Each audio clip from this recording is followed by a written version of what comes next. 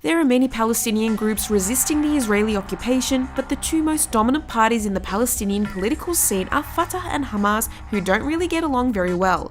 It's possibly one of the biggest problems Palestinians face besides Israel's abuses, the fact that two of their biggest resistance groups do not see eye to eye. And while both groups are working towards building a Palestinian state on the territories that Israel occupied in 1967, including East Jerusalem, Gaza and the West Bank, they happen to disagree on a few things. They have been particularly at odds since mid-2007 after Hamas became the de facto ruler of Gaza, defeating President Mahmoud Abbas's long-dominating Fatah party in the elections. Hamas then pushed Fatah out of Gaza after it refused to recognize the votes, becoming the leading Palestinian force against Israel's attacks. Fatah rules the West Bank and acts as the representative of the Palestinian people at the United Nations.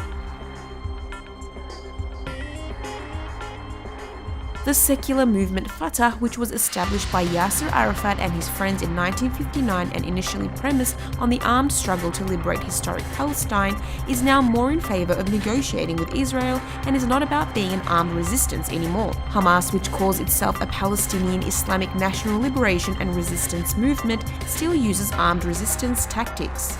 In the 90s, the Fatah-led PLO officially renounced armed resistance and backed a UN Security Council resolution that calls for the building of a Palestinian state on the 1967 borders alongside an Israeli state. It then signed the 1993 Oslo Accords, giving Israel full control of the Palestinian economy as well as civil and security matters in more than 60% of the West Bank. Arafat and his successors were criticized for accepting the Oslo Accords, which many regarded as a collaboration with the Israeli occupation and a move that divided Palestinians.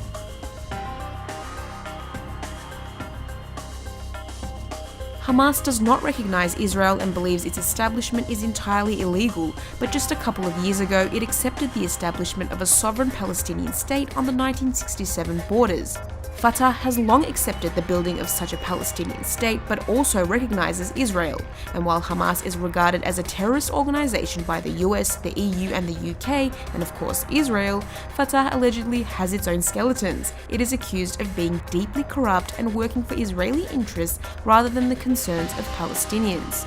Many have criticized the diplomacy-based approach by the leader of Fatah and the Palestinian Authority, Mahmoud Abbas, as obsolete.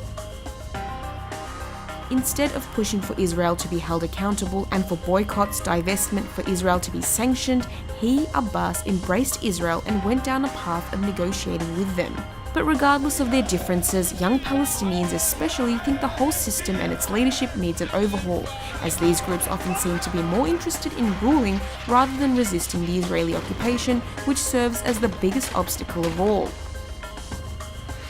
The fact that we are 11 years later since the Hamas-Fatah split still talking about reconciliation shows that neither side is really interested in reconciling, and this is why it's so important for Palestinians to move past these two political parties and instead unite together.